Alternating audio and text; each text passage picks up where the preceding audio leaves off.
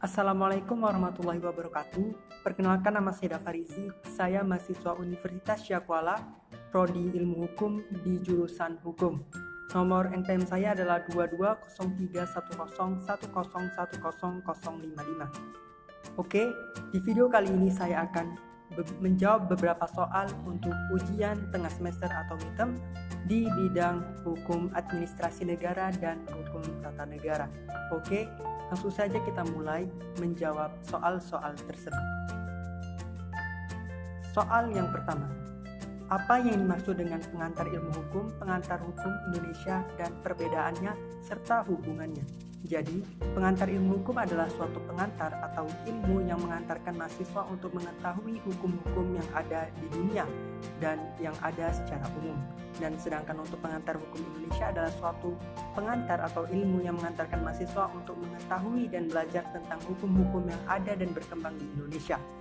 Perbedaan untuk hukum atau pengantar ilmu hukum dan pengantar hukum Indonesia adalah pengantar ilmu hukum dia lebih subjeknya ke umum atau lebih ke universal di dunia, sedangkan pengantar hukum Indonesia lebih menitikberatkan ke khususnya atau ke peraturan-peraturan hukum yang ada di Indonesia.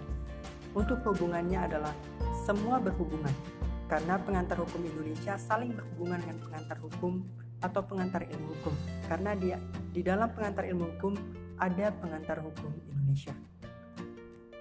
Soal selanjutnya, sebutkan dan jelaskan sejarah tentang ketatanegaraan yang ada di Indonesia.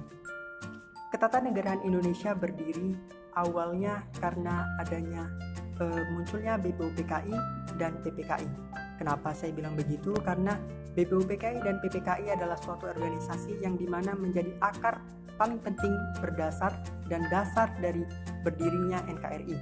Karena di dalam PPKI dan BPUPKI itu mereka membahas mengenai ideologi negara dan kemudian falsafah negara dan lain sebagainya sebelum berdirinya Indonesia. Karena pada saat itu tidak ada jabatan atau kekuasaan di Indonesia, karena pada saat itu juga Jepang kalah perang pada Perang Dunia Kedua dan akhirnya terjadinya kekosongan jabatan. Dan akhirnya juga itulah menjadi faktor berdirinya ketatanegaraan Indonesia. Soal selanjutnya, sebutkan dan jelaskan tentang lembaga negara hasil amandemen yang keempat. Hasil amandemen keempat memiliki beberapa lembaga-lembaga negara dan memisahkan beberapa lembaga-lembaga negara tersebut, yaitu ada 3 lembaga negara hasil amandemen, yaitu Badan Legislatif, Badan Eksekutif, dan Badan Yudikatif. Badan Legislatif adalah badan yang merumuskan dan merancang undang-undang dan membuat undang-undang tersebut. Badan Legislatif itu yaitu Dewan Perwakilan Rakyat atau DPR dan Majelis Permusyawaratan atau MPR. Kemudian Badan Eksekutif yaitu badan yang mengawasi, badan yang menjalankan undang-undang. Kenapa saya bilang begitu? Karena tugasnya Badan Eksekutif adalah menjalankan undang-undang seperti halnya suatu negara yang menjalankan peraturannya tersebut. Badan Eksekutif yaitu salah satunya adalah Presiden. Kemudian Badan Yudikatif. Badan Yudikatif adalah badan yang mengawasi jalannya undang-undang yang dilakukan oleh Presiden atau Badan Eksekutif tersebut. Badan Yudikatif salah satunya itu Komisi Yudisial, Mahkamah Agung, dan Mahkamah Konstitusi. Soal selanjutnya itu pengertian HTN dan asas-asasnya. HTN adalah suatu hukum yang dimana hukum itu mengatur tentang tata negara atau mengatur tentang negara itu secara diam. Karena saya menggunakan seperti tersebut karena di dalam hukum-hukum tata negara mengatur tentang adanya sistem negara, kemudian lembaga-lembaga negaranya itu apa saja, dan kemudian lain sebagainya. Untuk sejarah ketatanegaraan sudah saya bilang tadi atau saya sebutkan tadi bahwasanya sejarah ketatanegaraan dimulai dari terbentuknya BPUPKI dan PPKI pada saat pendirinya atau berdirinya NKRI. Karena pada saat itu tata negara Indonesia belum sempurna pada saat ini, karena pada saat itu awal berdirinya Indonesia itu masih sangat minim. Kemudian apa pengertian HAN dan asas-asasnya? HAN adalah suatu hukum yang dimana mengatur tata cara proses dari administrasi negara atau proses berjalannya negara tersebut. Han dan HTN saling berhubungan. Kenapa? Karena HTN lebih terfokus pada lembaga negaranya tersebut atau negara dalam keadaan diam. Sedangkan Han yaitu mengatur tentang hukum yang mengatur tentang jalannya proses pemerintahan tersebut. Jadi saya berikan contoh bahwasanya HTN itu diibaratkan seperti mobil, sedangkan Han itu yang mengemudikannya. Karena tanpa adanya mobil, maka yang mengemudikannya pun tidak mungkin dia mengemudikannya, tidak ada yang dikemudikan kan. Dan jika Han dan HTN tidak ada, jika salah satu HTN atau Han yang tidak ada, maka itu tidak bisa dilaksanakan karena adanya hubungan-hubungan tersebut. Soal selanjutnya yaitu uraikan perbuatan-perbuatan administrasi negara yang dilakukan oleh pemerintah. Ada beberapa atau ada dua macam dari perbuatan-perbuatan administrasi negara yang dibuat oleh pemerintah, yaitu yang pertama keputusan, yang kedua penetapan. Keputusan adalah suatu putusan yang dimana lebih terfokus pada individu, sedangkan penetapan adalah suatu ketetapan yang dimana lebih secara umum. Salah satu contoh keputusan presiden, kemudian untuk ketetapan MPR dan lain sebagainya.